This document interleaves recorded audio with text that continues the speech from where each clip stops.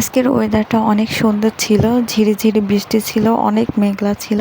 আর এই মেঘের মধ্যে ও বাসায় গিয়েছিল, বাসায় গিয়ে আমার জন্য এক বস্তা কী যেন এনেছে এখানে। বারবার জিজ্ঞাসা করছিলাম, ও বলছে দাঁড়াও তোমাকে ঢেলে দেখাচ্ছি। ঢেলে দেখানোর পরে আমি তো পুরাই অবাক হয়ে গিয়েছি যে ও আমার জন্য এত কষ্ট করে এইসব এনেছে।